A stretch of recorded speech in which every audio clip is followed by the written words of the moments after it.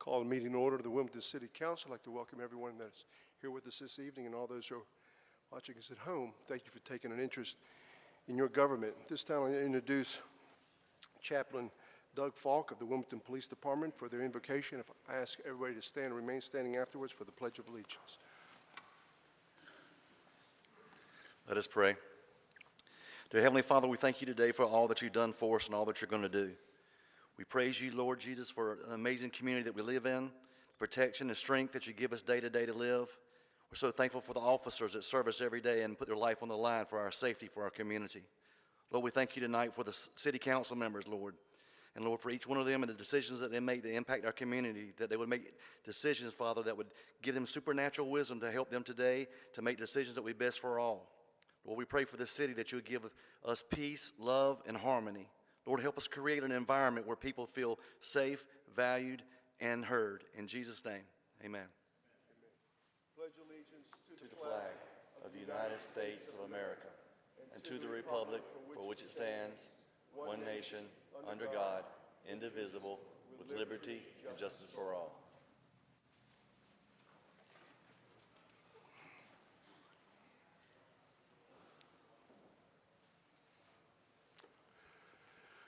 First item of business is our consent. Oh, but before I get started, I do want to recognize that Councilmember Rivenbark will not be with us this evening. He's feeling under the weather and will not be with us. He'll be with us at our next city council meeting. So that brings us to our next item of business, which is our consent agenda, items 1 through 5. Are there any items that any council member would like to hear separately? If not, what are the wishes of this council? We have a motion to approve by Mayor Pro Tem Barnett, seconded by Councilmember Andrews. Discussion?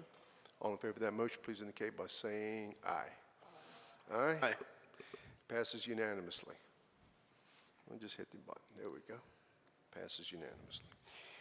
That brings us to our next item of business, which is our public information. We have 1, 2, 3, 4. Mr. Mayor? Yes. If I may interrupt, we've had a request for a continuance on PH1, and there are some folks who are here this evening for the purpose probably of hearing and participating in that hearing. I was just wondering if council might want to go ahead and dispatch with PH1, considering they're asking for a continuance to 2 weeks from tonight. Okay. So if it's okay with council, I'll move that to the front so we can go ahead and address this, so we can go ahead and take the vote for the continuance for 2 weeks. Yes, sir. You'll need to open the public hearing and then take a motion to continue this until February the 19th. February 19th. No, 20th. Excuse me. February 20th. February 20th? Okay.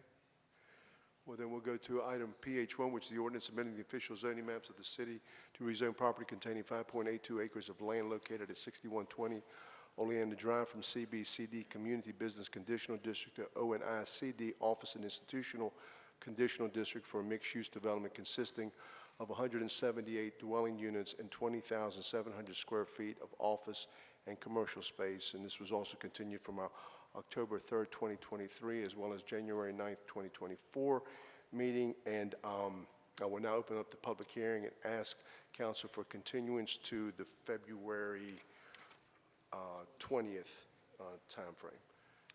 We have a motion made by Councilmember Waddell, second by Mayor Pro Tem Barnett. Discussion. All in favor of that motion, please indicate by saying aye. Aye. Any opposed? That item will be continued to our February 20th time.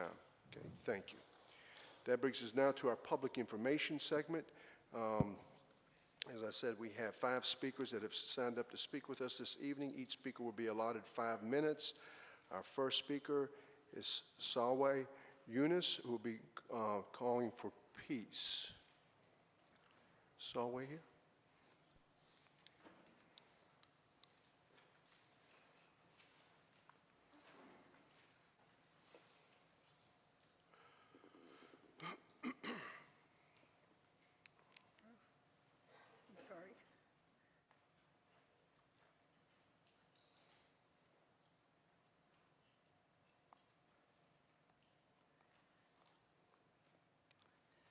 Good evening, everyone. My name is Salwe Yunus. I'm a proud citizen of Palestinian Lebanese origin and a supporter of justice, equality, and safety for all. As a resident of Wilmington, I'm supportive of all initiatives calling for peace everywhere, and this time, specifically, a ceasefire in Palestine and Israel. I would like to share with you a summary of the historical context of the tragedy that continues to unfold in that region and how it has affected me, my family, and friends. I recall as a child my father telling me stories of how he grew up in Palestine with the Jewish, Christian, and Muslim neighbors who lived together peacefully and cared for each other, regardless of religion. Sadly, due to the persecution of Jewish people in Europe and the rise of the Zionist movement, the British, who had colonized Palestine after World War I, issued the Balfour Declaration in November of 1917. That statement expressed the support of the British government, a colonizer of Palestinian land, for the establishment of a national home for Jewish people in Palestine. Palestinian Arabs composed the vast majority of the local population at that time. Despite publicly expressed concerns and protest by the Palestinian people, there was a strategic and deliberate expulsion of the Palestinians from their own homeland while Zionist settlements were expanding and European Jews were brought in to take over the Palestinian homes and land. Starting in 1917, the British military government executed any Palestinian who owned bullets or weapons while supporting the Zionist settlers with all kinds of weapons. When the State of Israel was declared in 1948, Zionist gangsters committed many massacres in Palestinian villages. In the village of Safsaf, my dad's hometown, they gathered and shot dead 70 unarmed young people, young men, including my husband's 3 uncles and my dad, who miraculously survived, while other Palestinians were wounded, tortured, and traumatized by armed Zionist militias. Consequently, in 1948, 1 million Palestinians were forcefully expelled from their homes to become refugees in Jordan, Syria, Lebanon, and even in their own hometown or their own home country, including my grandparents and my husband's family, thinking they will soon be back to their land, their crops, and their livelihood. Tragically, it has been over 75 years, and there are now over 13 million Palestinians in diaspora, with the majority still living as refugees in camps, deprived of opportunities of human growth and development. Furthermore, they're also experiencing an ongoing trauma with horrific massacres, including 1982 massacre by the Israeli forces in Sabra and Shatila camp in Lebanon, where I grew up, and I lived there about 17 years of my life, the first 17 years of my life. In Lebanon, where over 2,750 civilians were maimed and killed in the middle of the night, as per the International Committee of Red Cross.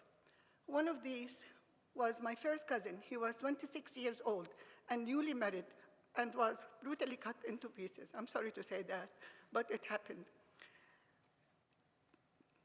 In 2003, I visited Palestine and Israel to see my cousins for the first time, who are now Arab Israeli citizens, and my father's family hometown. It was disturbing to see that citizens in Israel have different rights based on their religion and ethnic background, which contradicts with what advertised about Israel, the only democracy in the Middle East. For example, Arab Israelis are forced, like my cousins, have to sign a form that forces them to transfer ownership of their land to Israeli government, agree that they had leased it from the Israeli government for 90 years, prohibiting their children to inherit their parents' property. Israelis of Jewish descendants, on the other hand, do not have such restrictions on their land and livelihood.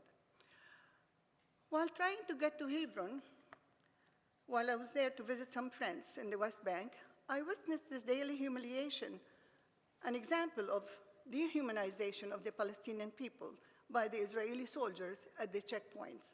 These checkpoints were created to hinder movement of Palestinians and cause undue burden in their daily living, so Ms. they Yunus. can't go to school or to work. Ms. Yunus, I saw young men lined up by a wall, forced to undress and be searched. Ms. Yunus, excuse me, your time is up. I'll let you wrap up. I'll give you a minute to wrap it up, please. So we have other people.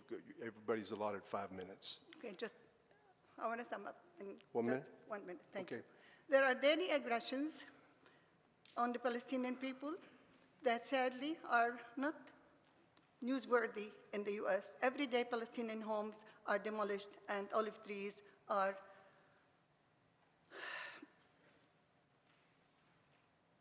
uprooted by the Israeli settlers, supported by the military for no reason. Unarmed children, women, and men are arrested and kept under administrative detention infinitely with no cause or due process. The intent of this historical context is to help understand and not to justify what is currently happening in Palestine and Israel. The reason my husband and I are alive today, and I'm here talking to you, is because their Jewish Palestinian partner, my family and my husband's family, Jewish Palestinian partner, came to the rescue of my dad and my husband's family and others that he could reach when the Zionist militants attacked their village on October 29th of 1948. Okay. The answer to what could be done to stop. Ms. Yunus, I'm This sorry. is my last sentence. I'm sorry, please. This is my last sentence. The answer that what could be done to stop this is compassion. And because we need to end this perpetual cycle of violence and call for ceasefire immediately. More violence does not protect neither the lives of Palestinians nor the Israelis. Thank you. I'm sorry. Thank you.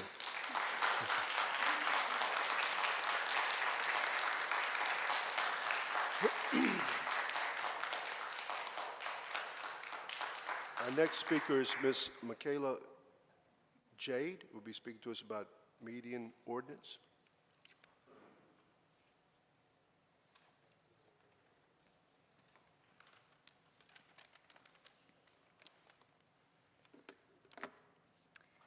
My name is MJ, and I'm a mutual aid organizer with the organization Liberate ILM, and I'm also a member of ILM Peace for Palestine. I want to start by explaining what I did as a mutual aid organizer multiple times a week. I made hot meals and distributed clothes. Excuse me, can you pull the mic like right to your mouth, and then we'll hear you better? Thanks. I'll take this off. Okay, perfect. Excuse me. I made hot meals and distributed clothes, shoes, socks, blankets, and tents for the unhoused population in Greenville Park until the police started giving trespassing citations for those staying overnight when they had nowhere else to go. I made hot meals and distributed resources for the unhoused population who took shelter in front of the downtown library until the county passed an ordinance making it illegal to sleep on county property. I then continued to provide resources during the day until the county put up a fence for Project Grace that would physically block our unhoused population from even sitting in front of the library. This seems to be a clear pattern of the city and county government choosing to criminalize the unhoused instead of providing aid. Last meeting, this city council thanked an outreach program that provided aid and resources to those who are unhoused and underhoused, and not even an hour later voted on an ordinance which would further criminalize homeless people. This ordinance makes it illegal to stand on or walk on any medians. Quote, "No person shall drive over or across or stand or walk on any median of any city street." Mayor Sappho, you denied that this was a target of homeless people who may panhandle or ask for resources in the median, but in the same breath fully leaned into it being a target of homeless people. There was no source or stat for the alleged public safety aspect or effectiveness of the signs that were apparently put up around certain streets. There was also no language around the width of medians despite some of the arguments that were made.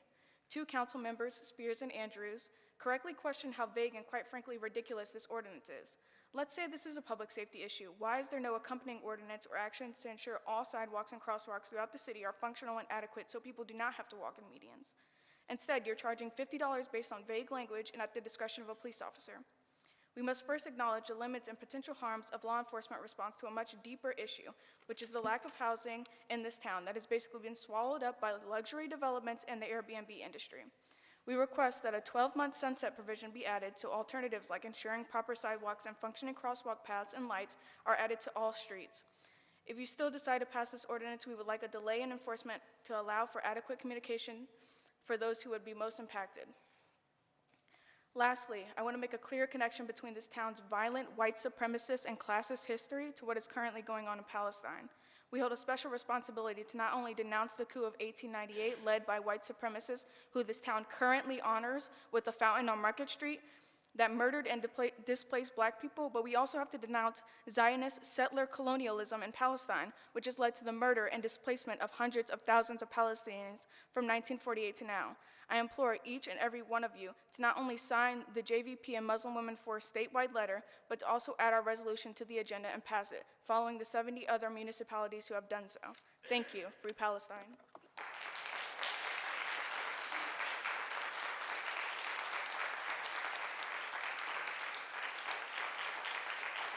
Next speaker is Skylar Cheney, who'll be speaking to us about humanitarian issues in the Middle East.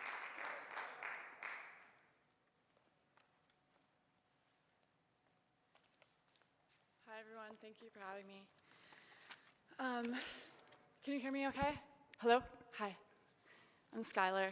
All right. I am a Wilmington constituent, active voter, and homeowner. I became involved in this issue. In school, I studied the Israeli-Palestinian conflict as a scholar. I was awarded a research grant in college to go visit Israel and the West Bank to study peacemaking organizations. And I had this great idea. There are lots of organizations bringing together Israelis and Palestinians and having them talk about the conflict and plan out ideas for how you can build a better future. I was really excited about this idea. When I visited, I was really struck, though, by the difference in living states between those living in Israel and those living in the West Bank, largely because resources are controlled by Israel.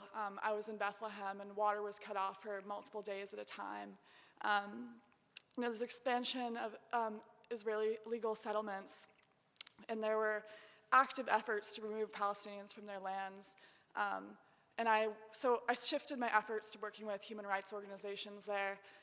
There was a rabbi-focused organization that would stand by Palestinian farmers who were just trying to herd their sheep because they would get bullied by settlers with guns, trying to stop them from even farming or finding means to live. So I realized largely this is a humanitarian rights issue. We can't even talk about peace or the next step until we address human rights now. And we see an extreme extension of that today in the past few months.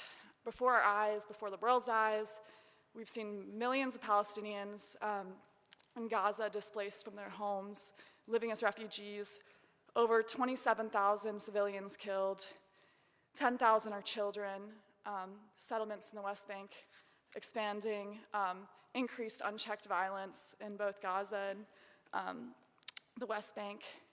This isn't how war works. This is why experts will call it a genocide. And many experts are calling it now the most well-documented genocide in human history, because we have videos of it now. We have numbers marking this really clearly. But why does this matter to us? I mean, this is the Middle East, right? This is our tax money. This is $4 billion per year that's being misappropriated federally, going straight to Israeli military. $17 billion that's being asked to be given in unchecked aid to Israel. This is money that could be used to fund our education system, our infrastructure, that the city council has to approve accommodating for federal inadequacies to provide for our citizens. This is Wilmington as a port city that has Palestinian constituents, a large Palestinian constituent base, refugees. This is voters like me, like people who could spend their Tuesdays doing something else, who are sitting in a room because they voted you guys in, because you care about water rights, because you care about civilians, because you care about affordable housing. We're asking for something just very little, just a statement for peace, for humanitarian rights.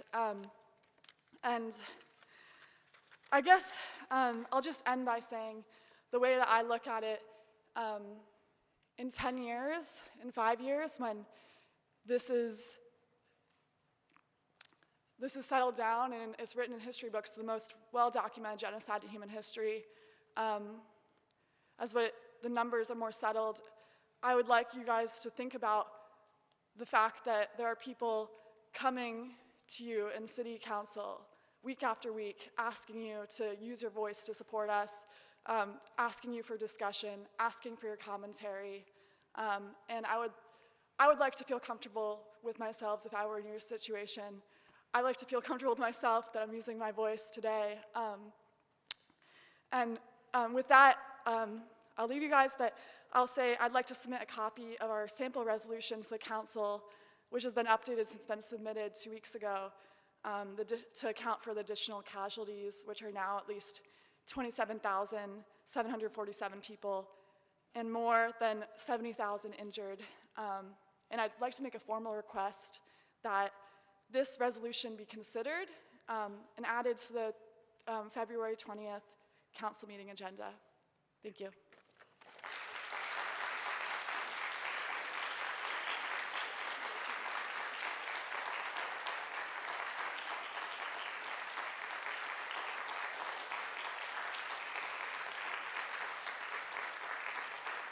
Next speaker is Mr. Leo Hussein, acknowledgement of genocide / justice for Palestine.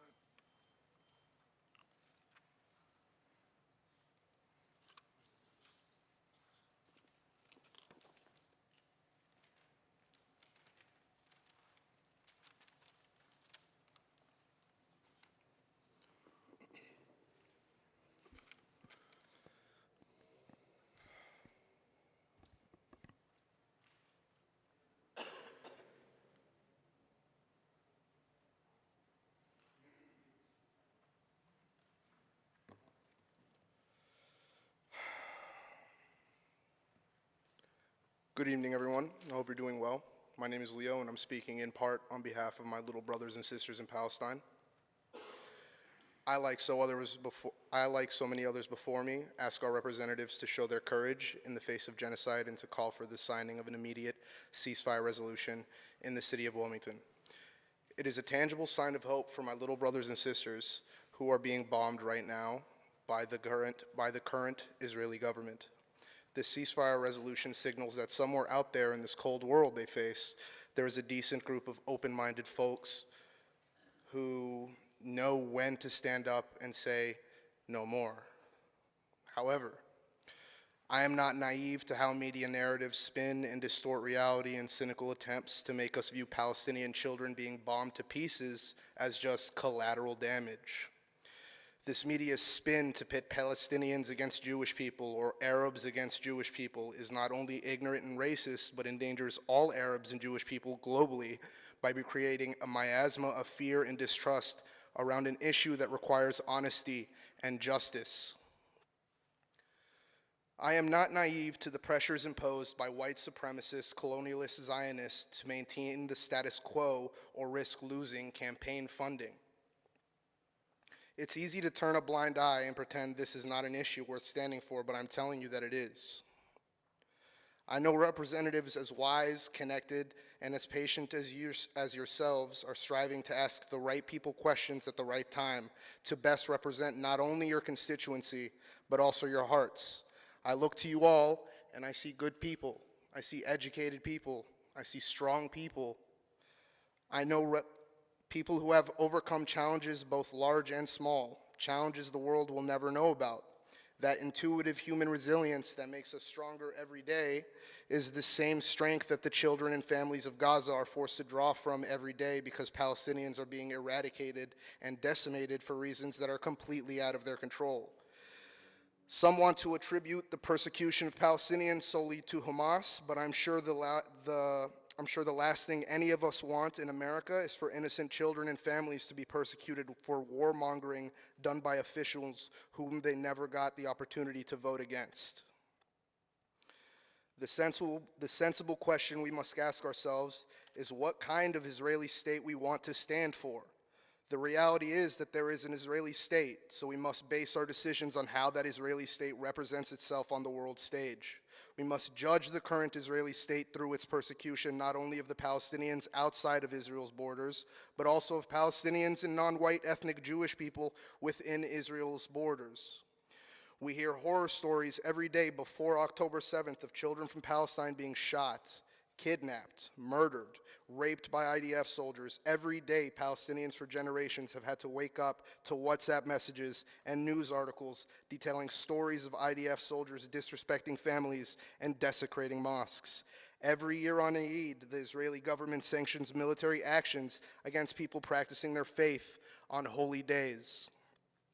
They bombed mosques and religious buildings before and will continue to do so in the future, irregardless of October 7th. This is not hyperbole. This is not a stereotype. These are recognizable patterns of behavior we can all see with our own eyes in real time. Do not let the horrendous actions of Hamas distract you from what is happening in reality. The reality is that the current Israeli government is out to destroy my people and to trick you all into complacency. Why do I emphasize the current Israeli government? Why do I speak in terms of the present? It's because I believe that if we all stand together against the white supremacist state of Israel as it stands now, we can effect real change globally, even in Wilmington. I want to state where members of the Jewish faith can call their home. I want an Israel, but I can't sit back and pretend this Israel that exists in this reality is worth fighting for and supporting financially from my city or on the federal level. I'm a Palestinian American. Emphasis on the American. I don't want my tax money being sent to a government that has to kill 1,000 kids to get one guy. Not while we have so many homeless families in Wilmington in need of housing. We have families that can't afford medicine and dying of preventable diseases right here in Wilmington right now. On top of all that, as an American, I cannot condone any form of bigotry wherever it is. It's my birthright to speak against injustice. I ask you as fellow Americans, with that flag right there, to look past the isms and past the ceasefire resolution. As an American, it's our duty to ensure that the money our government sends to Israel is not being used to bomb a single Palestinian family ever. So I say this with the same spirit as when my American forefathers united across race and class to buck the British and end slavery. I say this with the bravery of both Martin Luther King and Malcolm X. I say this with the love and righteous tenacity that led Harriet Tubman as she guided freed men and women through the Underground Railroad. I say this with the love I have for my dead brothers and sisters in Palestine and in Israel who are here with me right now. From the river all the way to the sea, Palestine will be free.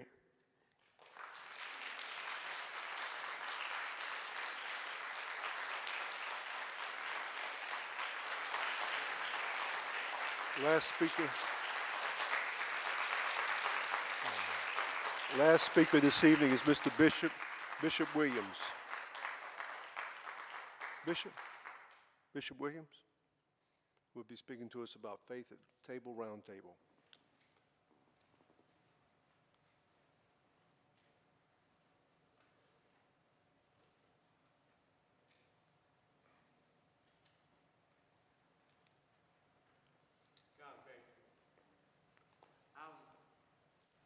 I love God the Father, and I love Jesus Christ, His Son, and I love the Holy Spirit.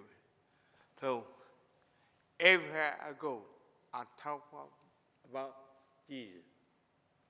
So tonight I'm here to talk about Jesus Christ and the problems that we have, some of them. My name is Edward Gerald Williams, Sr., and I'm concerned about the school board situation and the mayor and council's meeting on the same night. I personally, and other people want to go to both of them. We can only go to one meeting. We can only go to one meeting, either the school board or the mayor and city council. Why did you do that? The public knew it, the public knew it. And I hope that you will change it tonight. Either the school board will change it so I can go to the school board meeting, or you change. So I go to the mayor and city council meeting. Would you please change that time? Now, one of the strongest scriptures in the Bible for me is St. John chapter 3 and verse 16. For God so loved the world, not the church, the world, that he gave his only begotten Son, that's Jesus Christ, that whosoever, a drugger, a murderer, not just the Jews, not just white people, not just black people, not just Mexican, not just Indians, but all people. God loves everybody, not with man love, God love. Man love is phileo, that's man love. God love is agape. Hey, we all need God's Son, Jesus Christ. So would you please change the school board meeting or the mayor and city council meeting? So thank you so much for your time. I want to commend the mayor because we can't afford a toll bridge. And he voted no. I commend my brother, Mayor Sabo, for voting no. And I still gonna vote no. I still gonna say no. We gotta open our mouths. We gotta open our hearts. Amen? God bless you. Thank you.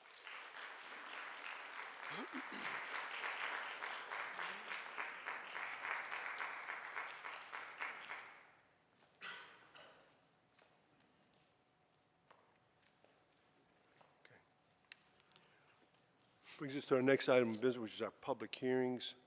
Item PH2, since we've already continued. Item PH1 is an ordinance amending the official zoning maps of the city to rezone property containing 1.79 acres of land located at 1618 Dawson Street from UMX Urban Mixed Use District to CBCD Community Business Conditional District for general retail use with accessory fuel pumps. This also was continued from our January 9th, 2024 meeting. And at this time, I'd like to recognize our city manager, Ms. Tony Caudle. Mr. Caudle. Thank you, Mr. Mayor. Good evening, Mr. Mayor, Mr. Mayor Pro Tem, and members of council. Brian Chambers, our Assistant Director, will overview this item for us.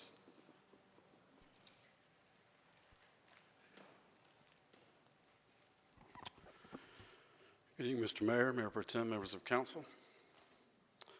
This site is located on the south side of Dawson Street between 16th and 17th Streets. It's approximately 1.8 acres in size and currently includes a vacant commercial structure. This map shows the site within the surrounding area and a couple of photos of the subject property. Here are some photos of the subject site from the surrounding roadways, 16th and 17th Streets and Dawson Street. And then we have several photos of the surrounding uses. There's an office located to the west, a gas station to the north, vacant commercial structure to the south, personal services also to the south, and there's retail to the east across 17th Street. The site is located in an area that is currently zoned urban mixed use. Commercial zoning is located to the east along Dawson Street. The applicant this evening is proposing to rezone this site from the existing UMX to Community Business Conditional District for a general retail use with accessory fuel pumps. This is a proposed site plan provided by the applicant.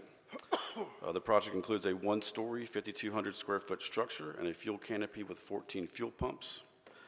Access to the site will be provided by existing driveways on both 16th and 17th Streets and 2 right-turn only driveways on Dawson Street.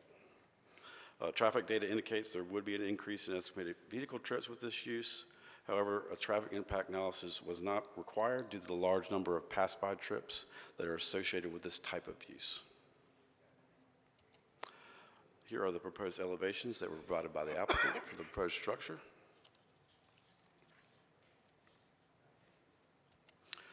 The comprehensive plan identifies this site as within an urban mixed-use center, an inner-city revitalization area of opportunity. The comprehensive plan calls for infill development that maintains and enhances the desired character of the area. The plan supports infill that improves the existing physical development pattern, and the plan supports building and site designs for urban conditions that foster safe pedestrian activity. Proposed rezoning would allow for a compatible infill development. Proposed redevelopment will replace a blighted vacant building and provide needed investment along an important commercial corridor. The proposal includes a site-specific development plan and building elevations that go to ensure and improve urban form and increase vehicular and pedestrian safety. Staff does believe this request is consistent with our comprehensive plan. The request is reasonable in the public interest, and we are recommending conditional approval. I would like to mention the Planning Commission voted 5-1 to also recommend approval of this request. I'll be happy to answer any questions, and I believe the applicant is prepared to make a presentation as well. Thank you, Mr. Chambers. Are there any questions for Mr. Chambers? Sir, Mr. Barnett.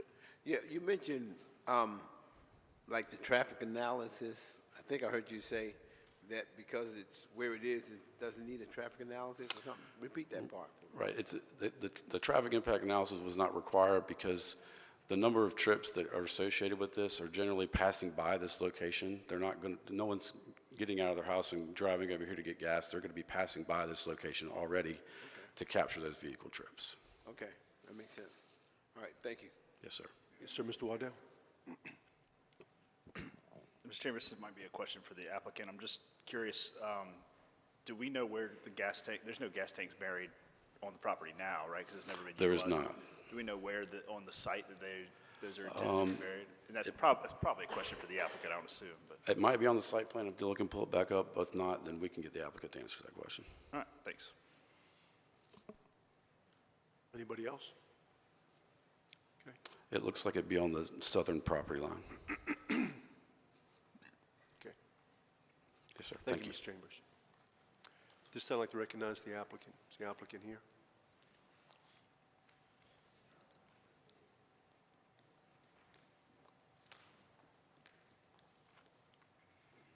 Good evening, Mayor, Mayor Pro Tem and Council. My name is Amy Schaefer. I'm here tonight on behalf of the applicant. I have with me our development team, Mr. Andy Perillo from Circle K, Rick Baker from Timmons, our civil engineer, and Joseph Soraya from RDC, our architect. So if you have any project-specific questions that I can't answer, they are here to answer that for you. Mr. Chambers and staff did a great job of going through the basics of where the project is and why we're requesting this. I do have a couple slides if I can just go through those briefly. So again, this is the project location. I'm sure you all are familiar with the old Rite Aid building at the corner of 16th and 17th in Dawson. We are currently seeking a conditional rezoning. Currently in the UMX, convenience stores, general retail are allowed, but accessory fuel pumps are not.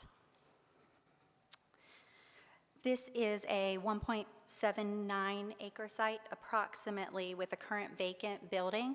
As you can see, the vacant building does not meet any current of land use development standards. It's set back from the road. There's no pedestrian connectivity internally. The landscape doesn't comply. And so this plan, in addition, would bring all of that into compliance with the current code. Again, these are just some current views showing the building doesn't meet fenestration requirements, it doesn't meet setback requirements, there's no open spaces or amenities for the public, and outside of the sidewalks along the rights-of-way, which are in disrepair, there's no connectivity between that to the actual building itself. And again, this just kind of shows the current condition a little bit better. A lot of our adjacent properties have redeveloped and redeveloped quite nicely. However, they're not redeveloped under the UMX standards, which makes it hard to integrate for things like cross-access. As you can see in the staff report, one of the requests was, moderate non-support for no access. Well, they've already developed their properties, so access through those parcels just really doesn't make sense and is in some cases impossible. The building that you see in front of you today has gone through quite a few iterations. We had Board of Adjustment and Design Adjustment Committee, and so this is the product that you see. There's some seating areas for pedestrians because Circle K does have some food offerings. There's also bicycle parking if people want to bike to Circle K and pick up much needed food items and some small groceries. Again, here's the site plan, and I'm happy to go through this with you. The ATM that's on site, as you can see, that is, there's a place for that to remain. The Design Adjustment Committee has already studied this for access and ingress and egress, as well as the driveways.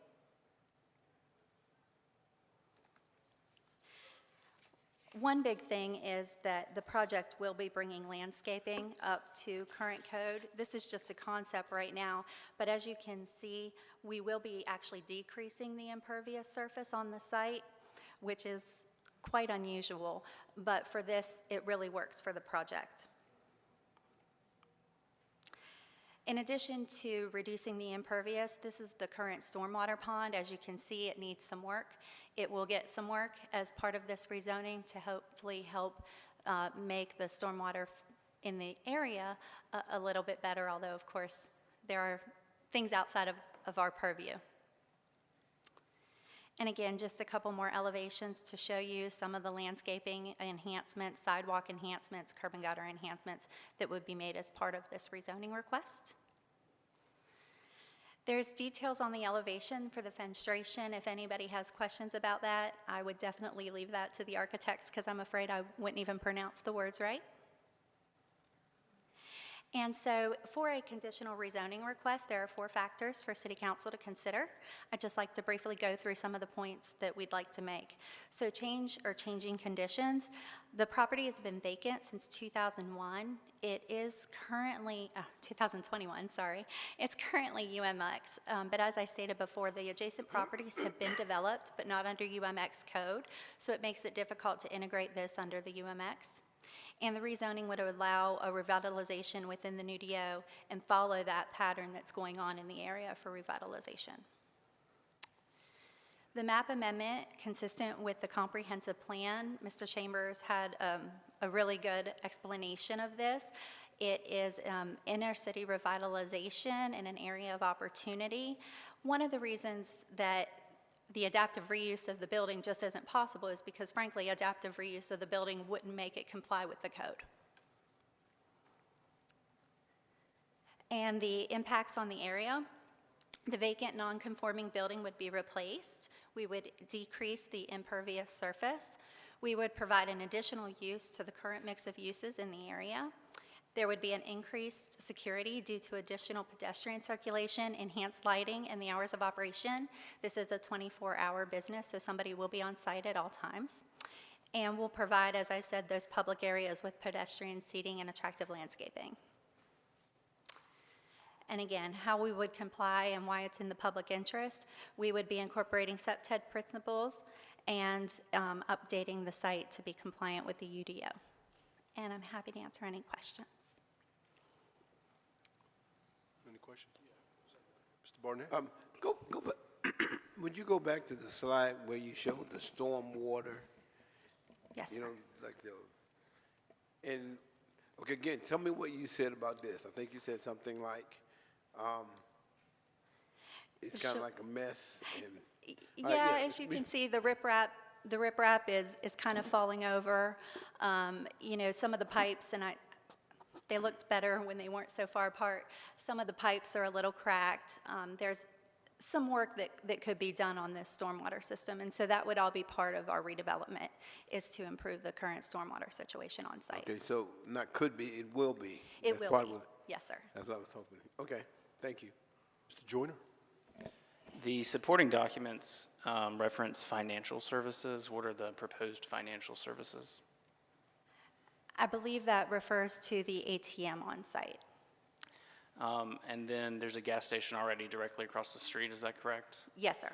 And I think there's maybe another one less than a mile up Dawson, is that also correct? Perhaps.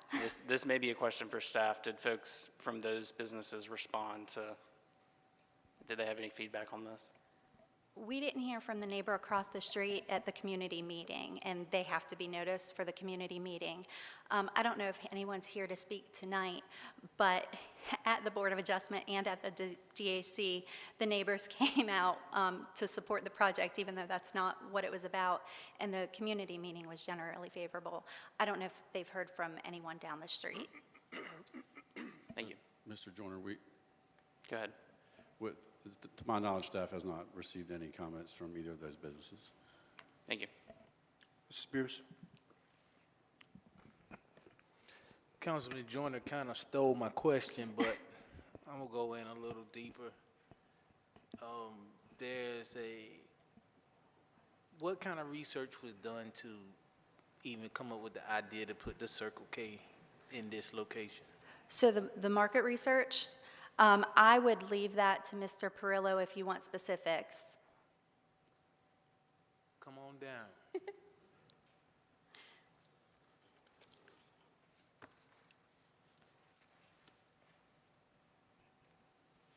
Can you just say your name and the company? Good evening. My name is Andy Priolo, and I'm the Real Estate Development Manager for Circle K. And yes, I'm responsible for this project.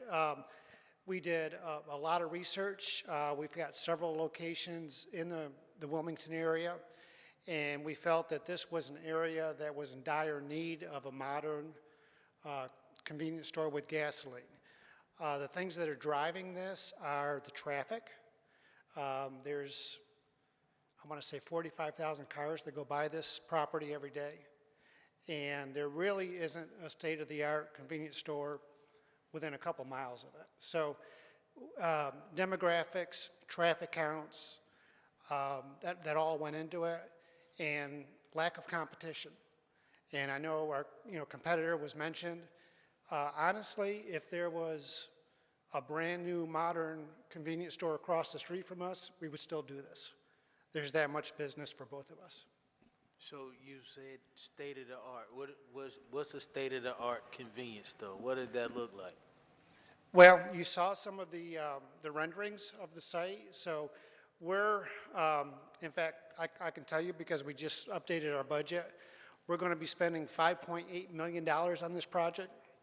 So it's a very attractive building, different from the buildings that we have here in Wilmington right now because of the district that it's in. And we've put a lot of thought and effort into making this something that Wilmington can be proud of. So that's just the state-of-the-art outside. What's state-of-the-art on the inside? On the inside, well, if you've been in any of our Circle Ks, we have a very wide variety of goods and services that are very well accepted in this area. Robots, crush ice, what you got? I mean, come on, man, sell the deal. Well, we'll have an ATM machine inside. We have Vegan hot dogs, what you got? We have frozen food. We have beer. We have cigarettes. We have hardline groceries, automotive items. we're a convenience store. You know, we're there for the customer that needs something quick, and we've got a good variety of it. Different food products. We do a very nice lunch business. We have a lot of, and I know there's a lot of construction going on in that area. Construction people love us because they can come and get a quick sandwich or a hot dog or whatever. So it's just, you know, the variety and the convenience. That's what we sell. So I understand, and I understand that you've done the market analysis, but I kind of get tired of saying I'm a native, so it's not like I know everything. I hadn't been here long as the other council member who's been here an extremely long time. Right. But you got a Checkers, like, on the corner. You got a food line behind the Checkers. You got a gas station around the corner, which is Oleander. Right. You got multiple gas stations down 16th Street. You got gas stations down Dawson Street on 3rd Street, and you have a little convenience / gas station across the street. Right. So, you know, when you say state of the art, I'm not really opposed to it, but, you know, we kind of get beat up for the same old, you know. Do we not have enough gas stations? Do we not have enough storage places? Do we not have enough car washes? So I just want to ask the question as to, you know, I do remember a couple years back someone asked if we could not keep that as a pharmacy, you know, and so I guess the need for a pharmacy is not in the cards. Right. But, you know, just wanted to ask the question. And Councilman Spears, just briefly, right across the street, one of the sites that has recently been redeveloped and quite well is a medical center specialty pharmacy, and that's right catty corner to this site. Yeah. I know it's not the same thing, yes, sir, but I just did want to point that out. And if I can add one more thing. So I've been doing this a long time, and, you know,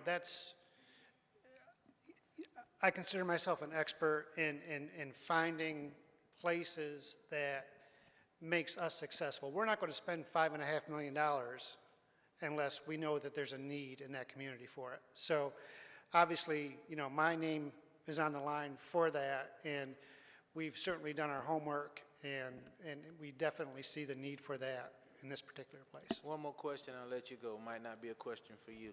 How many people are you looking to employ there and at what rate? Yes, so we'll, initially, we'll probably be looking anywhere from 15, 16 employees. At what rate? I'm sorry? At what rate? At what rate? That I can't answer. I mean, they're mostly going to be minimum wage, okay? We pay more than minimum wage, so I'll tell you that. And obviously, we have a management staff that makes more, so. But if you're looking for an exact dollar amount, I don't know that. I would say that our managers probably make $65,000, $70,000. Yeah, that's the managers. The manager, yes. Yeah. What about the non-managers? I believe that we're You starting. know how much it costs to live in Wilmington, right? Oh, I know. Okay.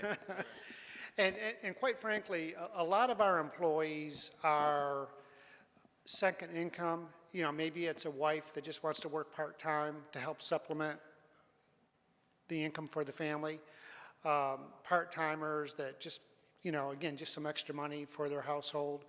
And we do employ school age, you know, college students and so forth. So, you know, there's certainly a niche for the type of employees that we hire. I want to end on a positive note, so I'll say that sounds good to hear you say, but in all actuality, there'll probably be people applying for jobs at that location that won't be supplemental jobs. They'll be dependent on that pay to live and maintain a living in this community. Sure. And so as the city of Wilmington, and I'll just speak for myself, I think we set the standard for what, hopefully for what comes to this community. We've done a great deal and created a great deal of initiatives as it relates to wages, as it relates to this organization. So that's always going to be a question that I ask for someone who Sure. comes before us. So thank you. Okay. Mr. Waddell? Anecdotally, I live very close by and drive by it every day, and drive by the site every day, and would look forward to seeing it redeveloped into something. And I would certainly assume that the developer, the owner of the business, does a robust market analysis, not going to invest a significant amount of money for something that they haven't been able to pull the data on and see that there's a need. I am just curious, it's not really exactly pertinent, but just curious more than anything, are they actually acquiring the property from the current owner, or are they doing a long-term ground lease? Long-term ground lease. Okay, thank you. Yes, sir. Anybody else? Okay. Thank Thank you, you. sir. This time I'm going to open up the public hearing and ask if anybody in the public wishes to speak on item PH2. Public hearing has been set for, Artie, come forward and state your name and where you live. My name is Dan Spillman, S-P-I-L-M-A-N, 1102 North 8th Street. I was going to start off just by detailing exactly how this really isn't even close to meeting what your comprehensive plan requires. But after the series of questions by Mr. Spears, I think I'll start out with the fact that gas stations, the reason that Buckeyes and Wawa and Circle K and Royal Farms are looking to move into areas they're not in large numbers is quite obvious as the supply dwindles over the next 10 or 20 years.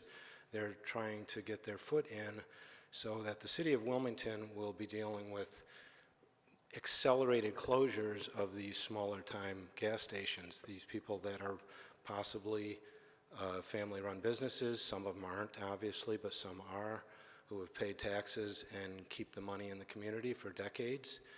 And what's going to happen is these larger facilities are going to be siphoning off money that is going to go out of state to their corporate headquarters in much larger percentage than the small ones. And you will be dealing with multi-$100,000 closures of gas stations, and if these people can't cough up the fees to remediate these properties, they will sit vacant for long times. There's lots of documentation on that. Do I have 5 minutes? Because I wasn't even going to talk about that, so I'm kind of hurting myself here. But anyhow, your comprehensive plan, which is a wonderful document that I'm sure took thousands and thousands of hours to prepare and tens of thousands of dollars, clearly states in multiple location, development proposals, rezoning requests, and code amendments will be assessed to determine their consistency with the plan policies and growth strategy maps. Now, within this wonderful document the Planning Board puts together, which I commend them for this, it details all that they reviewed. In the policy section, there are 26 different sections mentioned. Of those sections, there's a rating of basically 0 to 5, which you have a copy of in front of you, but for the people that are not looking at this document, I'll briefly say it goes from strong support to strong non-support. Out of those 26 lines, now again, we're supposed to be meeting the policy goals in addition to the mapping. In the policies, there's 26 items. One, even by their standards, which were rather weak, which I'll get into in a minute, there's only one strong support. So to think that we're going to be changing a zone and potentially going against the comprehensive plan, which the city has invested so much, for 1 out of 26 items showing strong support. And in the document that was put together by the City Planning Board, it even says in there for their justification for this, it has nothing to do with meeting the policies, and it has nothing to do with meeting the mapping section of your own comprehensive plan.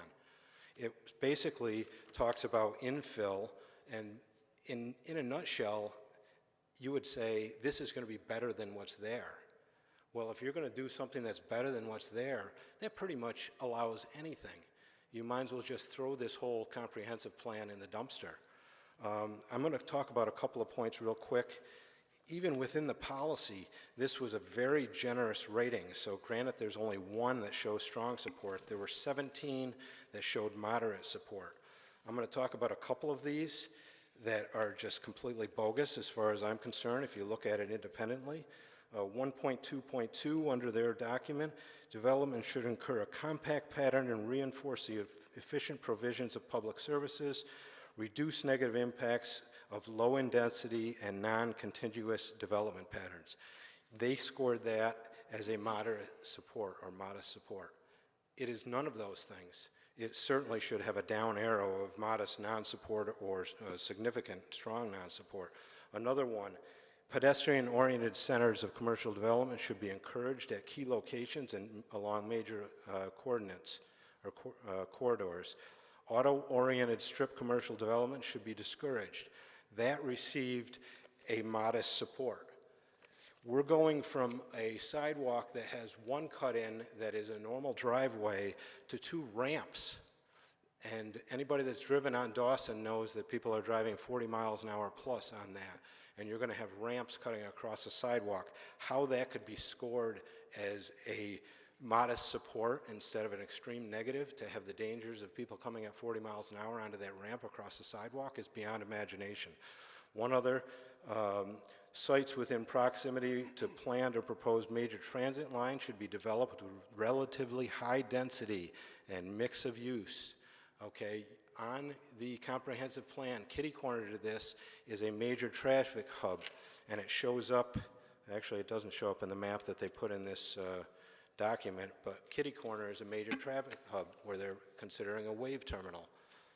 There's no way, this is certainly not high density. It's one building, that's one floor that takes up about 1/3 of the block, completely against the mixed use that you talk about in your comprehensive plan. One more item, retail land use. Retail development should be encouraged in mixed use centers as identified on the growth strategies map. And they scored that as a moderate support. It is not a mixed use, it is a single building that takes up very little of that block. And even if you disregard all of that, you're supposed to be meeting both the policy and the mapping section of your master plan. The mapping section only identified 5 out of the 10 things that were listed in the master plan. Of those, 2 listed moderate support, the rest were negative. The 2 that listed moderate support certainly should have been listed as moderate support. Develop with high and moderate densities and lot coverage. And the planning board listed that as moderate support. It is not high density. It's not even close. It's one building, one floor. The second one that they rated as moderate support, create and reinforce highly active pedestrian-focused streetscapes. Well, maybe with their nice bench and everything, that might be moderate support, but I doubt it. It's not really a good place for pedestrians the way we see it. And the ratings and the planning board that voted 5-1 in approving this, even though there was 1 strong support in the policy section and no strong supports in the mapping, of which you're supposed to meet both to approve, and certainly to approve a rezoning. I would think you would take the extra step. They cite the infill. Now, the infill score on their own document was a middle score, which meant neither support or non-support. And that's what they write about, is why we need this, is because it's a better situation and the infill is going to be great. I would love to see the city say that we're going to stand behind our master plan or our comprehensive plan, and we're going to read the document. The hard part was getting that document done. The easy part should be implementing it. And this is almost like a master class in why you don't just approve everything. You have a wonderful comprehensive plan that should steer the community for decades to come, and if we don't follow it, you might as well just let anything come in. Thank you very much. Thank you.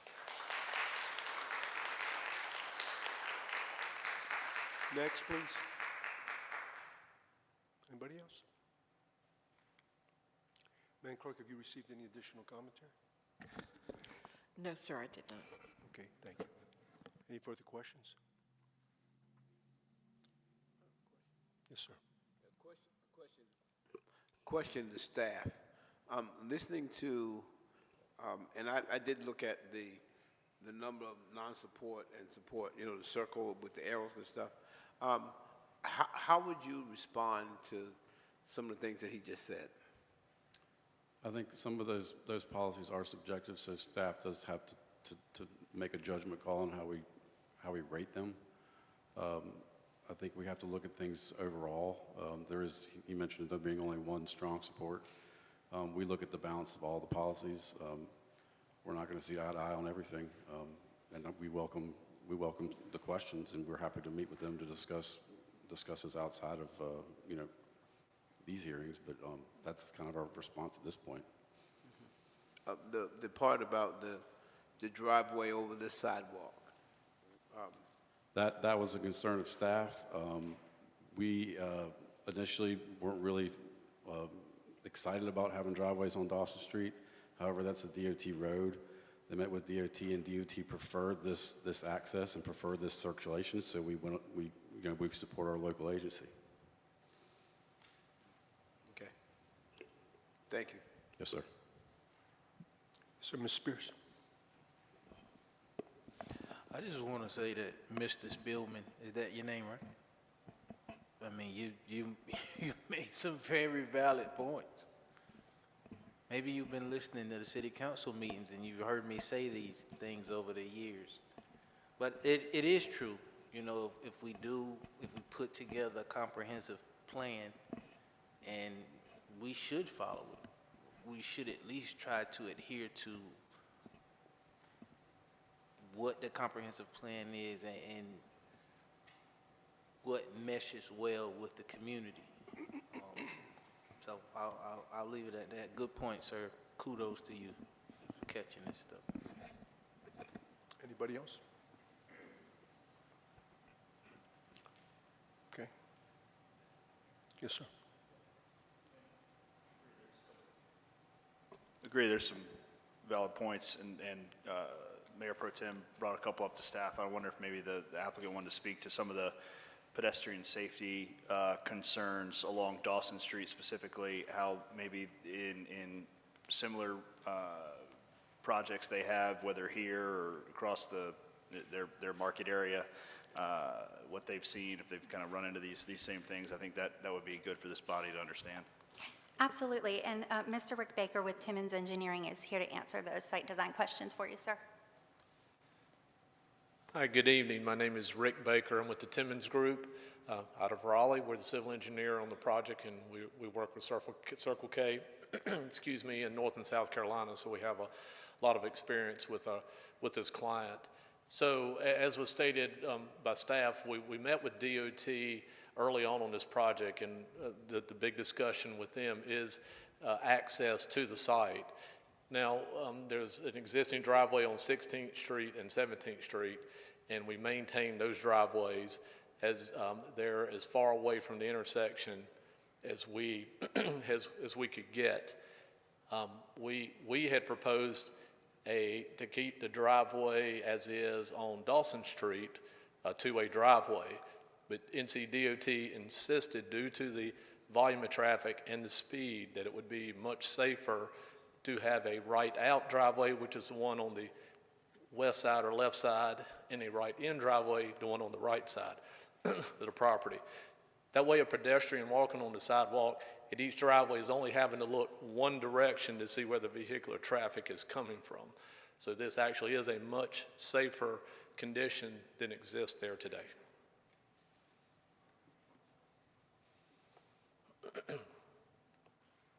It's conditioned by DOT? That was the condition that DOT wanted to put in there? Yes, this DOT said to get this access, this is what we would have to do. Well, it's their road, isn't it? Yes, sir. They have a lot of say on those roads, don't they? Yes, sir. Thank you. Thank you. Ms. Schaefer? Thank you, sir. If I may just briefly speak to some of the points that Mr. Spillman made. Again, as Mr. Chambers said, there's a lot in the comprehensive plan that we feel maybe we should have gotten strong support for. I would like to again say that general retail is allowed on this site. So if anybody were to develop this site, chances are the driveway patterns would be the same, whatever gets developed there, because that is a DOT requirement. One of the strong non-supports was access management and cross-access. So we've got our existing stormwater pond, which is down to the bottom of the property. That obviously cannot be changed or modified. In addition, if you look on 17th Street, that building was recently updated. That's one of those buildings that I showed you that was recently updated. It's a lovely salon. And there's just no ability for access to that point based on the way that they redeveloped. So again, strong non-support, but no matter what goes in here, I don't know that they would be able to meet those cross-access requirements. I think his other points were not high density and not mixed use. The mix of uses, even in UMX, do not have to be on the same site. And so you generally look at the mix of uses in the area, and I think we've already talked about that. There's a law firm, there's a pharmacy, there's a restaurant across the street with, I think there might be a dry cleaners over there. There's a salon right next door, there's storage. So there are a good mix of uses in this area. In addition, not high density. The one non-favorable vote at Planning Commission was because this isn't residential. You guys are gonna see me a lot. This is what I do, and typically I'm here for multifamily or some kind of increased residential density. This site has been vacant for 3 years. I can't imagine that if somebody could have effectively put residences on this property, they probably would be there. I don't know, I've not been involved in any of those, but we're asking for general retail with accessory uses, and really this is for the accessory uses in addition to the site upgrades. I'm happy to answer any other questions, and I think I addressed most of his comments. Brian, and this question is for you. The interconnectivity that Mrs. Schaefer is talking about was one of the reasons that you didn't score high enough in respect or into some of the commentary that was put into the plan. Yes, the policy that I believe she's referencing is 2.2.4, the access management strategies. Yes, they're not capable of providing a cross-access to the south. There's a stormwater pond, there's an existing building. I think we scored that way because, again, we weren't in favor of the driveways on Dawson, but again, we recognize that's a DOT street. Would you have scored it the same way in respect to a residence if it was a building of 20, 30 units? I know a lot of people have concerns about high density, but would you have scored it the same way because of the cross-access issues with the adjacent property owners that could have, might have, or maybe not, given any kind of a cross-access? I think it's, regardless of use, it would be access and the number of... So it would still be the same whether it's residential or whether it's... Yes, sir. Okay. Yes, sir. So it would still score the same way in respect to that, either Yes. one? Yes, sir. Okay. Yes, sir, go ahead, Mr. Yeah, one more question, Amy. Tell me a little bit more about the seats out front. And I said Amy, right? Yeah. You mentioned that there were going to be benches out front. Show me Yes, that. sir. So one of the things, and I don't know if you can see it here, there's, so the patio to the right of the building. Thank you. I'll find it. Thank you. So here, the patio to the left of the building, this is just an illustration, but it is on our site plan to show an amenity area with some parking, bicycle parking, and benches and tables outside for that lunch crowd that Mr. Perillo was talking about. Okay. I was looking at the people sitting like in the front of the building. Yes, That- sir. And there may be, let me pull up the site plan for you, that might be better.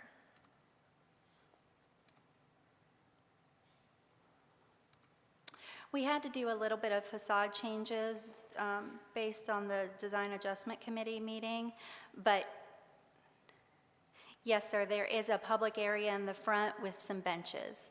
As you can see, it's really small print, and I don't have my glasses. But it's up there at the front as well. The last slide of the questions you had to class. Oh, thank you. No, I deleted it. Joseph, our architect, was telling me he had a better picture, but I didn't put it in here. I'm sorry. Oh, okay. All right. I'm good. Thank you. Yes, sir. Any other questions? Okay, thank you. Any other questions from council? I'm going to now close the public hearing and ask for the wishes of council in respect to item PH2. We have a motion to approve by Mayor Pro Tem Barnett, second by Councilmember Waddell. Discussion. All in favor of that motion, please indicate by saying aye.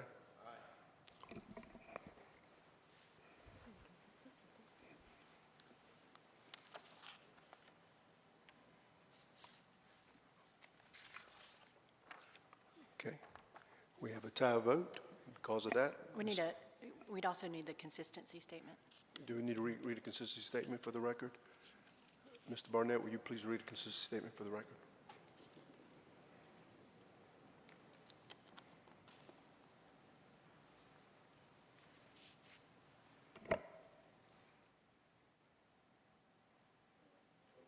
With the tie vote, correct, which one would have?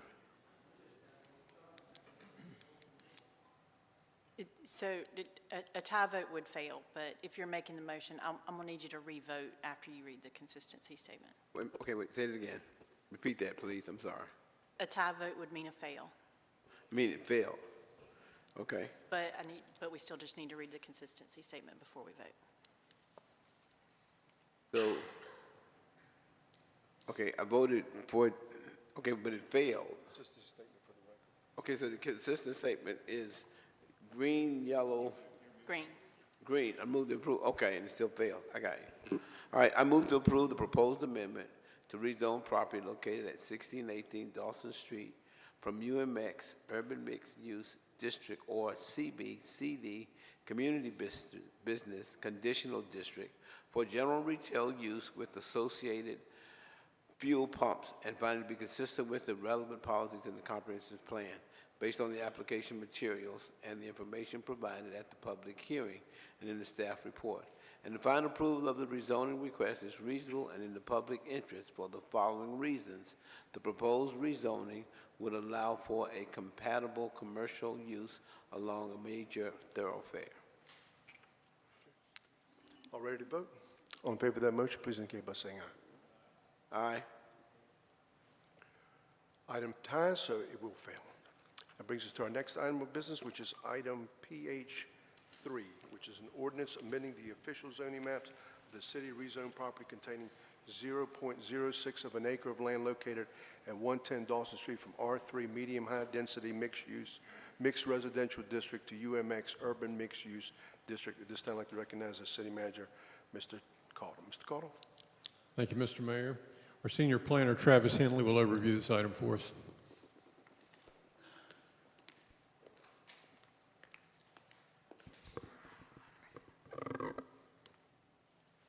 Thank you, Mr. Mayor, Mayor Pro Tem, members of the council, good evening.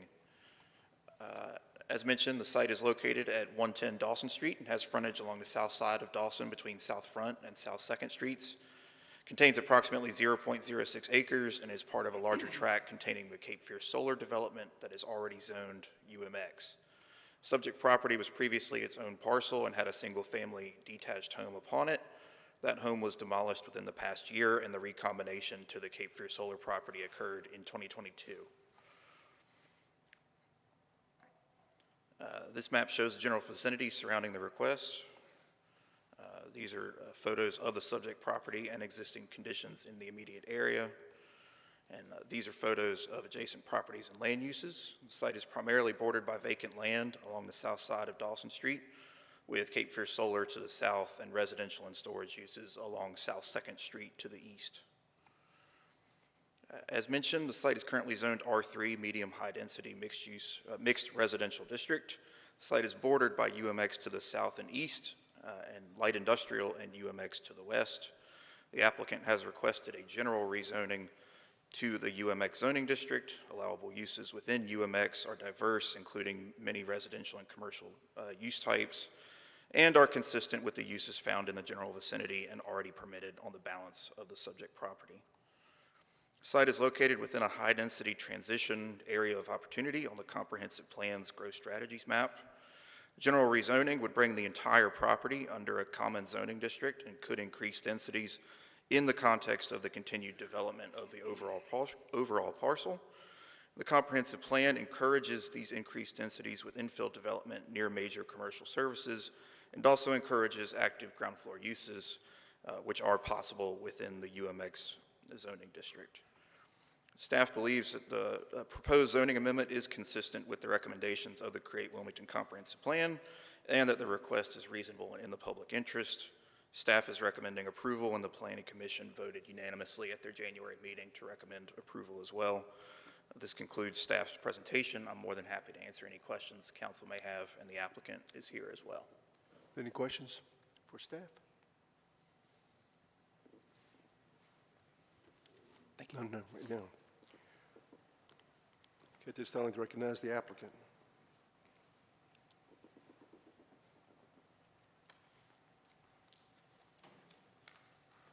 Good evening, Mayor, members of council. I'm Jimmy Fentress with Stroud Engineering here in Wilmington. I was the engineer for the original Cape Fear Solar project. The owner has acquired this small lot and wants to incorporate it into the plan. We developed so far only phase one. We have approval for some subsequent phases in concept. We want to like I say, add this to the plan, and in order to do that, we need to make the zoning consistent with what Cape Fear Solar sits on. Here primarily to answer any questions that you may have. Yes, sir, Mr. Waddell. This is just curiosity more than anything. I have no issue with it. But the parcel directly next to it, the small parcel that's LI, why not wrap them all in and bring them together? Well, he doesn't own that, and he's tried to purchase that. And some he other, doesn't own it? He doesn't own it. Thank you. Okay. Thank you, Mr. Finches. We'll now open the public hearing. Ask if anybody in the public wishes to speak on item PH3.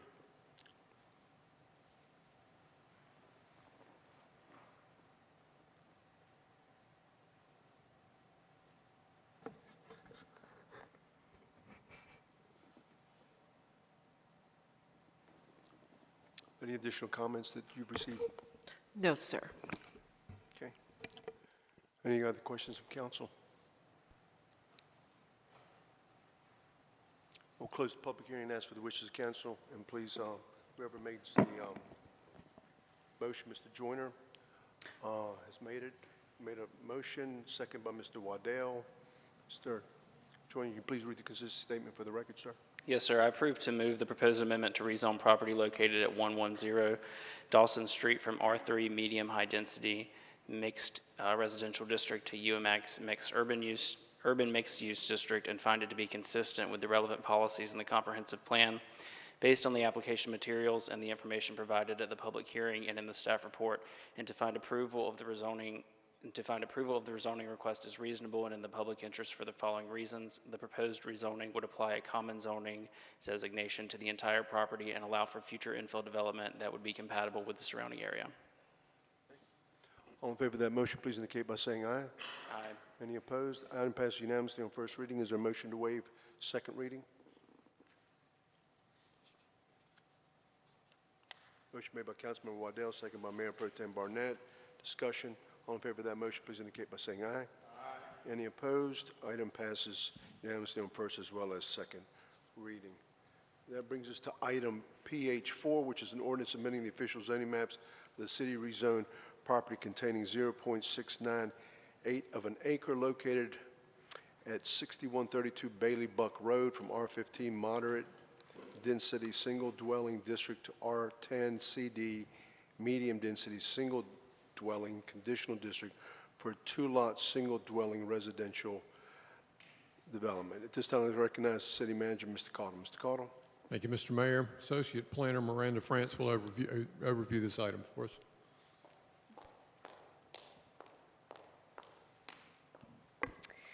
Good evening, Mr. Mayor, Mayor Pro Tem, and members of the council.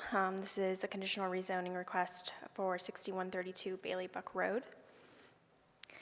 Site is located west of the intersection of Greenville Loop Road and Bailey Buck Road and contains approximately 0.698 acres and is currently occupied by a detached single dwelling unit. This map shows the general vicinity surrounding the request as well as photos of the subject property. And these are photos of the existing conditions surrounding the subject property. These are photos of the adjacent properties and land uses. Detached single-dwelling units are located to the east, northeast, and south, with vacant land located to the east and northwest. Site is currently zoned R15, moderate density single-dwelling district, and is bordered by R15 in all directions. The applicant proposes to rezone the subject site from R15 moderate density single dwelling district to R10 CD medium density single dwelling conditional district for a 2-lot single dwelling subdivision. The project would consist of dividing one single dwelling lot into 2 with a minimum lot size of 10,000 square feet, and access would be provided to the rear lot by a 30-foot wide private access easement. Article 8, Section 18663B1 of the Land Development Code requires the paved portion of the private access easement to be excluded from the remaining lot area.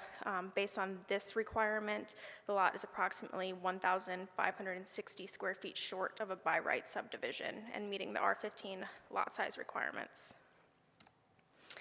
The site is located within neighborhood scale infill development area of opportunity on the Comprehensive Plan's Growth Strategies map, and the plan supports areas well suited for infill and redevelopment to be redeveloped in a way that maintains or enhances the desired character of the surrounding area. The proposed site plan utilizes existing utilities and increases the housing supply while protecting desired neighborhood character through infill development. Staff believes the proposed rezoning amendment is consistent with the recommendations of the Create Wilmington Comprehensive Plan and that the request is reasonable and in the public interest. Staff recommends conditional approval with the conditions listed in the case summary be applied. Planning Commission also unanimously recommended approval following their January 10th meeting. That concludes staff's presentation, and I'm happy to answer any questions you may have, and the applicant is here as well. Are there any questions of staff? Thank you. Thank you. We'll now recognize the applicant. Thank you very much. My name's Cindy Wolf, and I'm here on behalf of the owners of the property. As Miranda pointed out, this is their new home. They're on Bailey Buck Road. This area of the city has certainly transitioned over the years. The standard R15 residential lot assigned when zoning was first applied in New Hanover County is no longer necessary when private wells and septic systems used to be the only means of water and sanitary sewer services. As Miranda pointed out, although this lot is over 30,000 square feet in the R15, you would think that would be fine with 2 lots. The code requires that a private access easement pavement be netted out of the total area of any lot. In this particular case, the lot couldn't be subdivided down the center because there wouldn't be enough frontage, which is a minimum of 80 feet along the frontage. So private access easements have become an excellent way to increase the housing stock and create these extra homes and opportunities in our neighborhoods.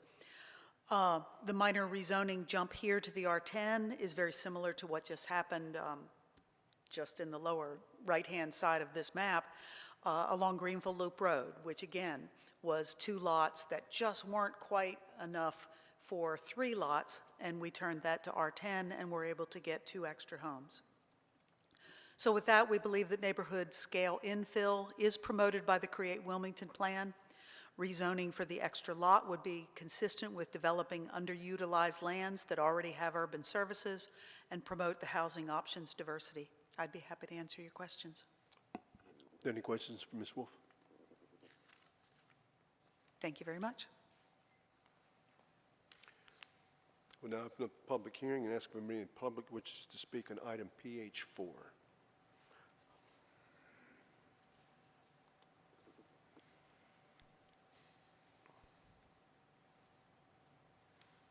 Madam Clerk, have you received any additional commentary? No, sir, have not. Okay. Any further questions from council? I will close the public hearing and ask for the wishes of council, and also note that whoever makes the motion, who happens to be Mr. Waddell, second by Mr. Barnett to read the consistency statement for the record, please. I move to approve the proposed amendment to rezone property located at 6132 Bailey Buck Road from R15 Moderate Density Single Dwelling District to R10 CD Medium Density Single Dwelling Conditional District for a two-lot single dwelling subdivision and find it to be consistent with the relevant policies in the comprehensive plan based on the application materials and information provided at the public hearing and the staff report, and to find approval of the rezoning request is reasonable and in the public interest for the following reasons. The proposed rezoning would allow for residential infill development that is compatible with the surrounding neighborhood. All ready to vote? All in favor of that motion, please indicate by saying aye. Aye. Any opposed? Item passes unanimously on first reading. Is there a motion to waive second reading? Motion made by Councilmember Spears, second by Mayor Pro Tem Barnett. Discussion. All in favor of that motion, please indicate by saying aye. Aye. Any opposed? Item passes unanimously on first as well as second reading. That brings us to our next item, which is item PH5, which is an ordinance amending the official zoning maps of the city rezoned property containing 0.61 of an acre of land located at 101 and 105 East Westwood Drive from MH Manufactured Housing District to R5 CD Medium Density Mixed Residential District Conditional District for a four-lot single-dwelling residential development. At this time, I'd like to recognize our city manager, Mr. Cottle. Mr. Cottle. Thank you, Mr. Mayor. Senior Planner Patrick Omayeni would overview this item for us. Good evening, Mayor, Mayor Pro Tem, members of council. As mentioned, this site is located on the northeast corner of East Westwood Drive and Military Cutoff Road. Contains approximately 0.61 acres and consists of two currently vacant parcels. This map shows the general vicinity surrounding the request. And these are photos of the subject properties and existing conditions along East Westwood Drive and Military Cutoff Road. These are some photos of adjacent land uses along Military Cutoff and along East Westwood Road. The site is currently zoned MH, manufactured housing. It's bordered by MH zoning to the south and east. There's R15 to the north, which is associated with the landfall development. And then across Military Cutoff, there is CB/CD zoning. That is the Arboretum West development. Primarily, the site's surrounded by single-dwelling residential uses along East Westwood Drive. And again, the mixed use across Military Cutoff is some higher density uses as well. As mentioned, the applicant is proposing to rezone the property from MH, manufactured housing, to R5 conditional district for 4 single-dwelling lots to be accessed via private access easement as shown on the plan here. The access would consist of one driveway along East Westwood Drive. This would be a 34-foot wide private access easement. The rezoning request includes the layout here. It doesn't show specific housing locations, but this is the general lot layout proposed. The site's designated as a greenfill site, as multi-use place, and a high-density transition area of opportunity. It's also near a neighborhood node mixed-use center in the Comprehensive Plan's Growth Strategies map. The Comprehensive Plan supports increased densities along our major corridors and near services. This proposed development provides additional housing supply, which is consistent with the neighborhood character along East Westwood Drive and the landfall area. Staff believes this proposed zoning amendment is consistent with the Create Wilmington Comprehensive Plan, and that it's reasonable in the public interest.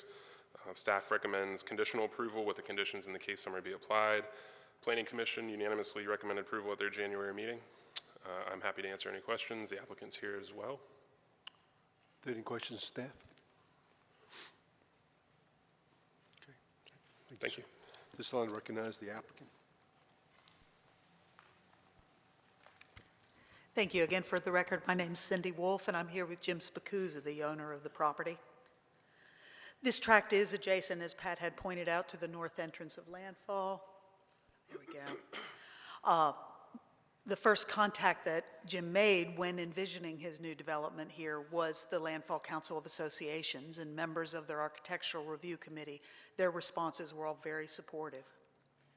The area around it has been transitioning extensively over the years with both commercial and higher density residential development.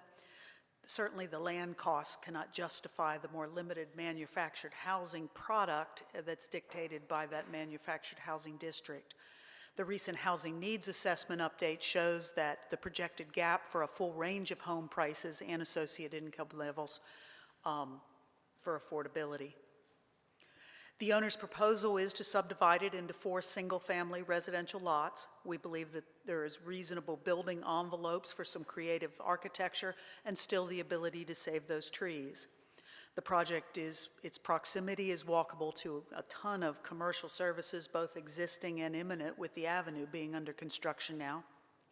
It certainly satisfies the ultimate intent of mixed use, albeit not in the same project, but horizontally. Strategies for implementation of the long-range plan also focus on small lot development with an emphasis on maintaining the character of the neighborhood fabric. We've committed to the restrictions preserving those trees based upon the conditions. New development includes more compliant building codes, public sidewalks, stormwater management, and other improvements in the current regulations, therefore generally enhancing surrounding property values. Certainly similar development has occurred throughout the city over the past several years. Rezoning this property for a slightly higher density of single-family development would be consistent with the concept of infilling underutilized land where existing urban services are available. Economic growth should be accommodated with a variety of housing types. This project will serve to upgrade the land, benefit the tax base, and provide new homes without adverse effect on the community. Jim is here also. Do you want to say anything? And so we'd be happy to answer questions if you have them. Are there any questions from council? I always ask you, what will these houses be going for? This is like medium, upper? In this location, I have no concept of real estate and marketing. I don't deal with the numbers. But that being said, these would be relatively modest houses simply because of the size of the lots and preserving the trees. But in this day and age, you can't predict that. Okay. All right. I'll answer it. It's next to landfall.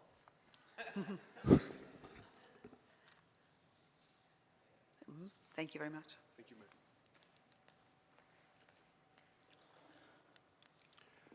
We'll open up the public hearing. Ask if anybody in the public wishes to speak on this particular item.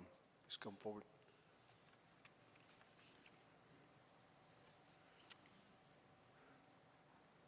Madam Clerk, have you received any additional commentary? No, sir. Okay. Any further questions from council?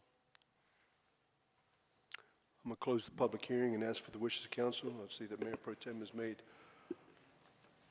a motion, and second by Councilmember Spears. Could you please read the consistency statement for the record, please, sir? I move to approve the proposed amendment to rezone property located at 101 and 105 East Westwood Drive from MH Manufactured Housing District to R5 CD Medium Density Mixed Residential District, Conditional District, for a 4-lot, single-dwelling residential development, and finding to be consistent with the relevant policies in the comprehensive plan, based on the application material and the information provided at the public hearing and in the staff report, and to find approval of the rezoning request is reasonable in the public interest for the following reasons.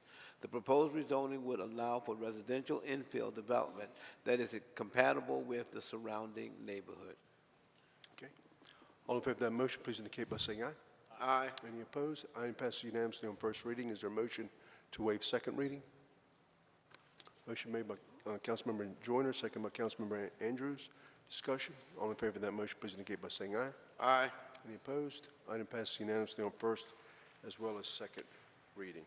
That brings us to our next item of business, which is our ordinances. Item 01 is an ordinance amending Chapter 5, Article 2, Section 5-15 of the Wilmington City Code as it relates to mediums. This is being heard on a second reading. This time I'd like to recognize our manager, Mr. Caudle. Thank you, Mr. Mayor. City Attorney Meredith Everhart will review this item for us.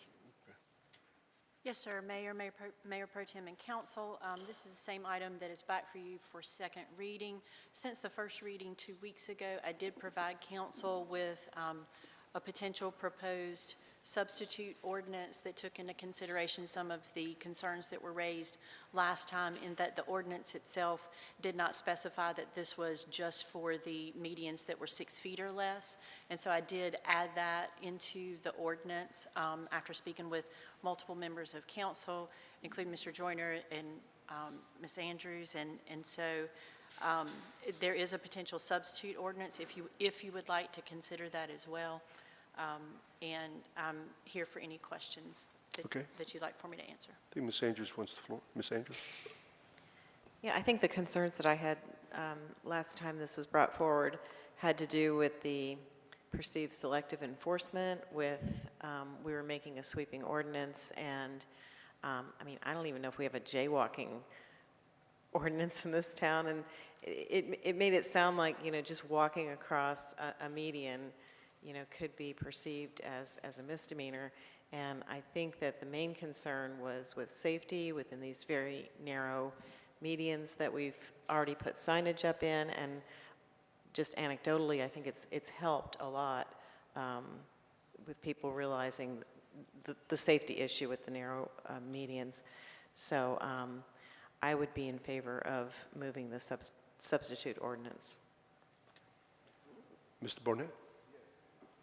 I'm also in favor of moving the substitute ordinance, but my question is, it was raised today about delaying the enforcement to get the word out. What have we done to get the word out, and how would this go in effect, time-wise, things like that? So the signs have already been in place. They've already been put up, and then it was a few weeks after that of the signs being in place before full enforcement actually started. And with the police department, the way that they are enforcing this is when they see people and go up to them to cite them initially, they give them a verbal warning.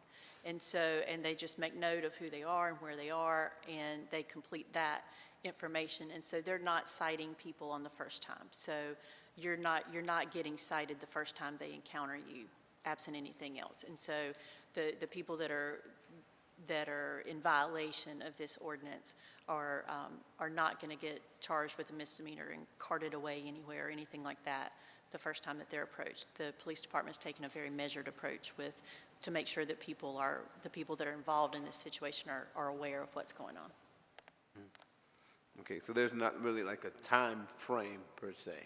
There's not a time frame. We have been talking about this in council since for over a year, and the signs were, the last presentation we did to council was back in July of last year, and it was very specific and contained full lists of all the locations where these signs were going to be put up, and so that is public, and so everybody should have been aware even since July that this was something that was ongoing.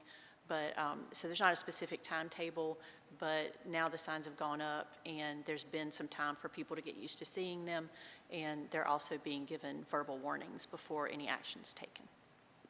Thank you. Okay. Mr. Waddell? Yeah, I have no issue with the substitute that's before us. I think clarity in policy making is always important, so I appreciate the efforts of fellow council members to dial in on that. My only question is really procedural in nature. Does a substitute motion, will that require another reading, or we? No, sir. Okay, all right. Thank you. Spears? I was hoping I wouldn't have to be the person to bring this up, but we are aware of the incident that took place the very week that we discussed this the last time, right? Where there was a man in the median who was being approached by our police officers, and he started shooting. And they shot back, and thank God, nobody was hurt.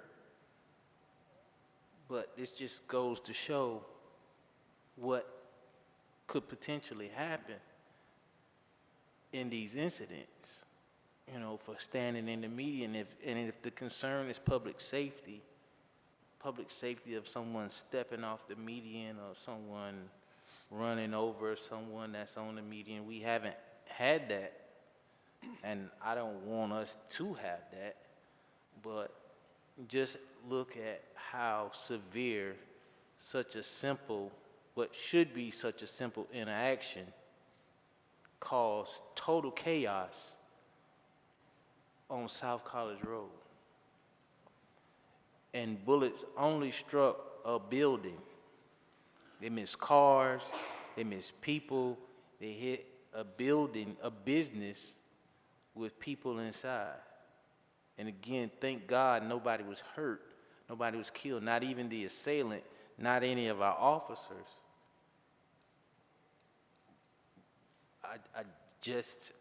I think that, to me, that says something.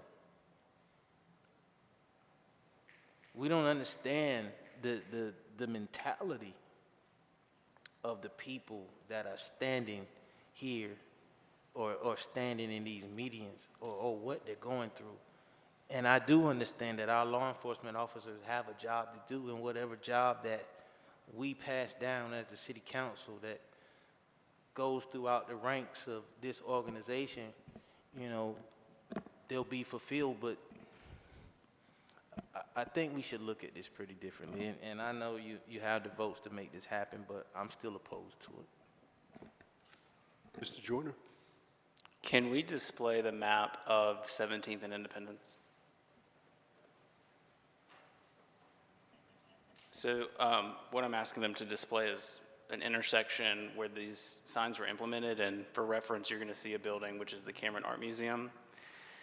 And I think it's relevant to talk about the different types of medians that exist at this intersection, and I'll wait for them to pull it up, because there's specific parts that this would apply to, and there are specific parts where a person would be free to stand at any time of day and conduct any lawful activity they wanted in a safer part of the intersection.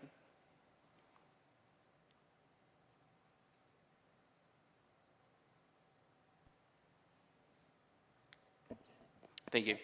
So, just to confirm, the Independence is a state DOT road, and then 17th Street is a city-maintained road. So the medians that you see running north and south in the middle of those 3-lane on either side roads are the roads where these signs were placed. Is that correct, Madam Attorney? Yes, sir. Okay. So if you look at where somebody would be standing on those medians, the only possible lane that they would be interacting with is a left turn lane.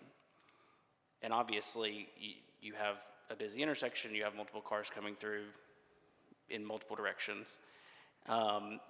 You see the triangular, much larger median, which would not be covered by this ordinance because it's greater than 6 feet, the substitute ordinance, because it's greater than 6 feet. And then, actually, if you would drag down to the southern part of the intersection, you can see where there are, for the right turning lane, you can see where somebody could stand on the sidewalk, not be in the median, but could still interact with folks who are waiting for that traffic light. I do think it's reasonable for us to expect that people be safe at these intersections. I do support the substitute amendment, which specifies 6 feet or less, which is going to require it to only be enforced at the locations where we've already posted signs. And then if we could display North Carolina General Statute 14-4. There's a statewide statute already which governs us in passing this type of amendment, or excuse me, this type of ordinance, which specifically says that nobody can be convicted. They can be charged with it, but they cannot be convicted of this offense if they do not commit another offense within 30 days and/or they provide proof of a good faith effort to seek assistance to address any underlying factors related to unemployment, homelessness, mental health, or substance abuse that might relate to the person's ability to comply with the local ordinance. And so the likelihood of someone being convicted of this offense and having this go on their record is incredibly low, and they would have to have a very extensive record. There's the ordinance, there's the general statute. They would have to have at least 5 prior convictions to be eligible for jail, or excuse me, 4 convictions to be eligible for jail time in any instance. So with this amendment and with this statute in mind, I do think that this is an appropriate ordinance. Spears? I don't want to drag it out, But the people who stand in these medians, they stand in them every day. Every single day. So you're gonna stand in the median one day, get a ticket, well, not a citation anymore, get a ticket, and then you're not gonna stand in the median for 30 days. And how are you gonna survive? If this is your means of survival, how are you gonna survive? Oh, you stand in you'll just go from the narrow part to the wider part. And if the car drives with $1 or $5 or $10 towards the narrow part, they won't go that far. They'll just do what?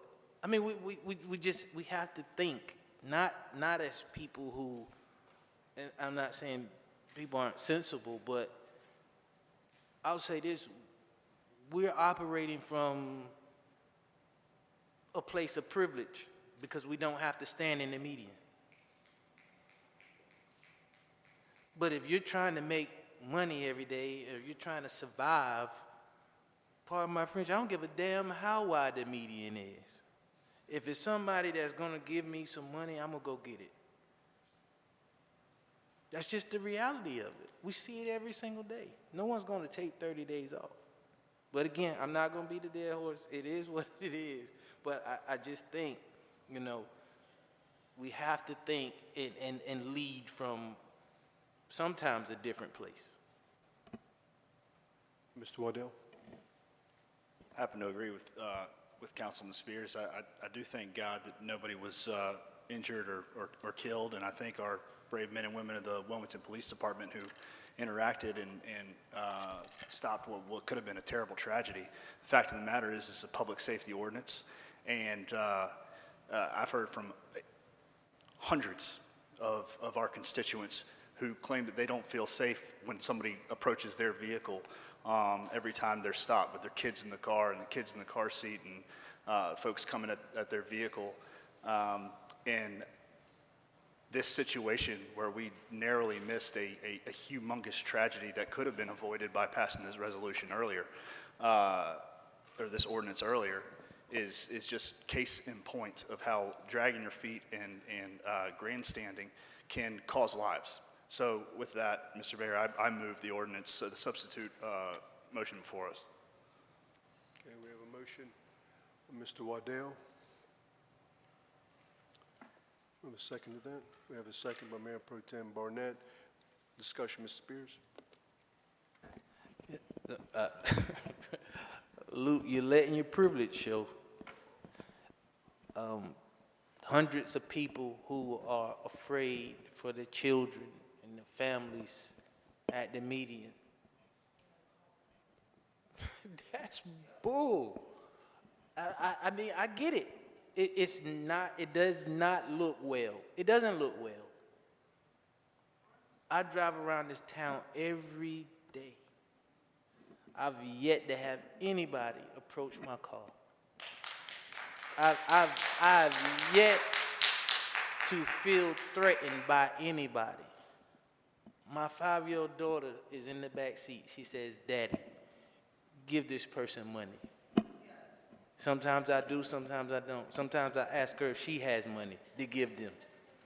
And she says, "No, but you do." Which she doesn't feel threatened. I don't feel threatened. She understands. She's 5 years old. She understands there's a need. She understands how severe, how bad it is for someone who sleeps on the ground or someone who sleeps in the wood in a camp. I understand you being supportive, but let's not frame people negatively because they aren't in the situations that we're in. I just don't think that's fair. All right. Excuse me, everybody. All in favor of the motion on the floor, please indicate by saying and voting aye. Aye. Aye. Aye. Hit the button. Yeah, okay. That item passes 4-1. That brings us to our next item of business, which is item O2A, which is a resolution officially accepting public streets and storm drainage facilities in 5 locations. And then item O2B is the ordinance establishing a speed limit of 25 miles per hour along various streets within the subdivisions of Fortune Place 2, the villas at Echo Farms, and River Lights AQ Phase 1. At this time, I'd like to recognize our city manager, Mr. Cottle. Mr. Cottle. Thank you, Mr. Mayor. Rob Gordon, our plan review engineer, will overview this item for us.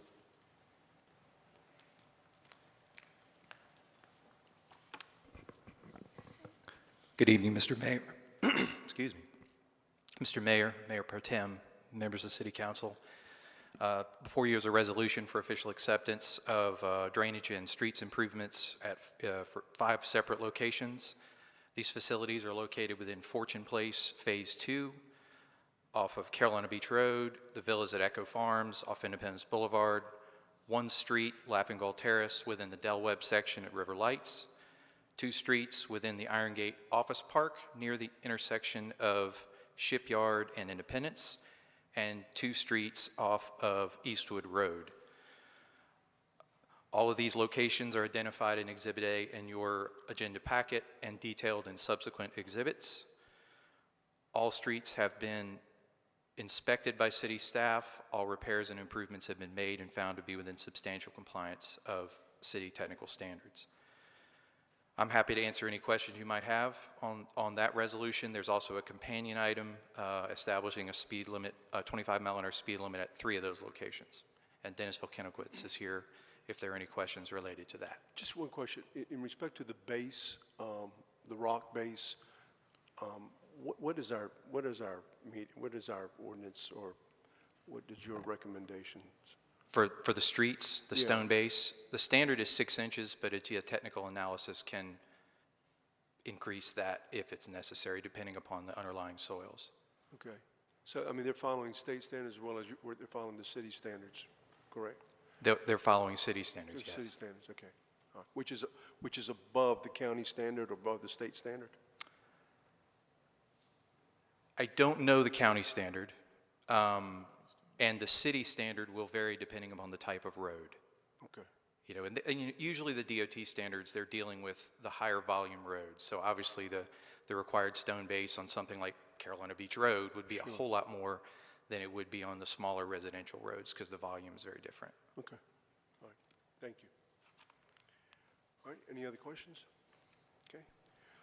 We'll take the resolution first, which will take 1 vote. What are the wishes of council in respect to the resolution on O2A? We have a motion to approve by Councilmember Spears, second by Councilmember Andrews. Discussion. All in favor of that motion, please indicate by saying aye. Aye. Any opposed? Item passes unanimously on first and only reading. That brings us to item O2B, which is the ordinance establishing the speed limit of 25 miles per hour along those various streets within the subdivisions of Fortune Place 2, the villas at Echo Farms, and River Lights AQ Phase 1. What are the wishes of council in respect to item O2B? We have a motion to approve by Councilmember Spears, second by Councilmember Andrews. Discussion. All in favor of that motion, please indicate by saying aye. Aye. Any opposed? Item passes unanimously on first reading. Is there a motion to waive second reading? Motion made by Councilmember Waddell, second by Councilmember Spears. Discussion. All in favor of that motion, please indicate by saying aye. Aye. Any opposed? Item passes unanimously on first as well as second reading. That brings us to our next item of business is resolutions. Item R1 is a resolution to surplus and authorize an upset bid process for 320 North Front Street. This time, I'd like to recognize City Manager Cottle. Mr. Cottle. Thank you, Mr. Mayor. Aubrey Parsley, our Economic Development Director, will overview this item for us. Good evening, Mayor, Mayor Pro Tem, members of council. To start, please allow me to first show you all the property on the aerial map here and point out some landmarks. Everybody gets their bearing straight. Again, the address is 320 North Front Street, and to the north you have the Cape Fear Community College. From this property to the west, the Cotton Exchange. Looking at the property from the street view, it's fairly nondescript. It's a parking lot consisting of approximately 20 parking spaces. Now for a little history and property characteristics. The city acquired this property back in 1973, and it was undeveloped land then, a small parking lot, and that's what it remains today. 20 parking spaces, as I mentioned. It's about 1/4 of an acre. It's in the central business district and within the historic district as well. And on the tax rolls today, it's appraised for $255,600. For the last number of years, the property has been under lease with the Bullock LLC, doing business as the Cotton Exchange. That lease was set to expire in March of 2023 unless extended. It had 2 one-year extensions on it. The city agreed to extend that lease for an additional year till March of this year, end of March of this year, but advised the tenant during that process that there would be no further extensions on the city's part. Our plan was to obtain an appraisal, and we did so in June of 2023. That appraisal was meant to inform our internal sort of planning purposes and next steps on what to do with that property. As an interim use, the plan was to implement public parking, and that was the plan as of the middle of this past month. On January 23rd, an unsolicited offer came to staff, and that offer was strong and consistent with the market, so we wanted to present it to council tonight for consideration.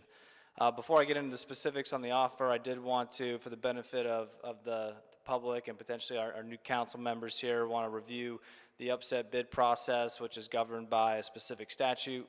The city can receive unsolicited bids, and those bids, if accepted by council, would initiate what's called an upset bid process, whereby if council were to authorize that process, the staff would publish a legal ad dictating what the bid procedure would look like. Basically, there's 10 days to submit an upset bid for a bid received by the city, and if an upset bid is received, that process continues to play out continuously until there is no longer an upset bid that's received. Once that takes place, assuming there was a second upset bid received, council would then have to go vote again to accept the offer one more time. However, if council were to approve tonight's resolution, authorize the upset bid process, and agree to this bid, it would, again, if no upset bids were received, require no further vote and move to contract and closing from there. What that looks like specifically for this process here on this property is if council were to vote in the affirmative tonight, staff would place that legal notice or place an order for that legal notice on the 8th with a plan to print it on the 20th, and we'd also make a upset bid form available online on the 8th as well. Bids would be due on March 1st, and then you can see the 2 timelines split here on the table. If no bids are received, basically we get under contract and there'd be a 30-day deadline to close for this transaction. I'll mention that again here in a minute, but if an upset bid were to be received, we'd have to replay that process out a number of times, hence the to be determined date on when a closing date would occur or when a subsequent council vote would occur. So the bid that was received was in the amount of $750,000 for this quarter-acre piece of property. That bid did come with the requisite 5% deposit. The bidder on the form is L. Allen Ross. The sale is as is, where is, the conveyance being via a quitclaim deed. No due diligence period, meaning that 5% is at risk immediately. 30 days to close after the city countersigns the bid. Council may reject this current bid, of course, by voting down tonight's resolution or subsequent bids if tonight's bid is accepted. In order to submit an eligible bid, I just want to cover a few details here in case there are others interested in the public in submitting a bid. You have to submit it via an upset bid form, which will be made available in 2 places: on our website at wilmingtonnc.gov/bids, or hard copies can be obtained at the Skyline Center, 929 North Front Street. In order to submit an eligible upset bid, the statute requires that the offer that the bid is raised by be not less than 10% of the first $1,000 and then 5% of the remainder, which in this case comes out to $787,550. You also must submit a money order or certified check in the amount of 5% of that bid as a deposit, and that bid must be delivered in a sealed envelope to the office of the clerk before the deadline that is published in the legal ad. So with that, I'd be happy to answer any questions. Mr. Waddell? Just a quick one. maybe not for you, Mr. Parsley, but for the city manager, if, once we do dispose of this property, would we intend to utilize the proceeds as we are with other surplus property, buying down debt? Yes, sir. Thank you. Anybody else? So we're voting to start the upset bid process now. Yes, sir, you're both authorizing the acceptance of this bid, assuming Right. no other ones come in, and initiate the process to basically test the market to see if somebody is willing to offer more. Yes, sir. All right, I'm in favor. Okay, let's go. I just want to say, Aubrey, you must have been practicing. You did really good. Thank you. Okay. Ready to make a motion? We have a motion by Mayor Pro Tem Barnett, second by Councilmember Waddell. Discussion. All in favor of that motion, please indicate by saying aye. Any opposed? Item passes unanimously. This concludes the regular agenda. Are there any items to be brought forward by our city attorney? No, sir. City manager? No, sir. Madam Clerk? Mr. Joyner? No, thank you. Mr. Waddell? Mr. Barnett? My wife showed me a video 2 days ago of a little, like, 8-year-old, 2 8-year-olds. They were playing in the playground, and the little girl was being bullied by some other kids. And one of her friends stepped up and said to her, you know, don't listen to people who say you're not smart. Don't listen to people who bully you or make you feel bad. And then he ended up saying to her, but you be kind to you and feel kind in your heart, you know, in your chest. And so that was something that I always tell people all the time is be kind in your chest, you know, be kind in your chest. And love people that are struggling, you know, there are people that are struggling in life, you know, and we run into them all the time on the playgrounds. And I just want to just always encourage our citizens to be kind in your chest. Thank you, sir. Ms. Andrews? I wanted to thank everybody who came and spoke tonight, and just remind everybody that we have some volunteer opportunities here at the city for you to get more involved. We met with the appointments committee yesterday, and we have a few chronically vacant positions here on the boards and commissions, and I just wanted to read them very quickly. We need the owner of a property worth greater than $2 million in the Municipal Services District to serve on the Municipal Services Advisory Committee. It's very important because if you have property worth that much, you're paying a lot in the MSD taxes, and so you want to be represented. We need somebody who's involved in youth football for the Encino Sports Complex Advisory Board.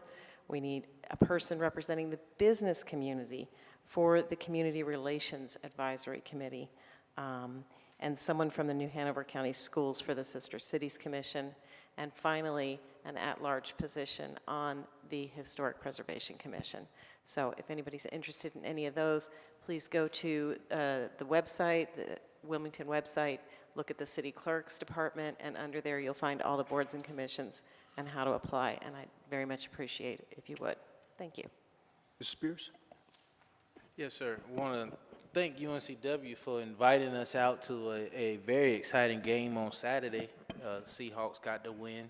I think it was by 1 point, right, David? 1 point.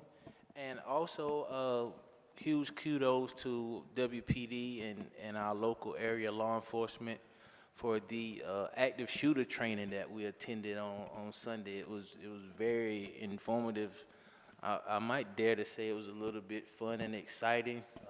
WPD, we definitely have a lot of toys. I wouldn't want you to be on the other side of that. Just thanks, and I really enjoyed it. So kudos to Chief Donnie Williams and Deputy Chief Kelvin Hargrove.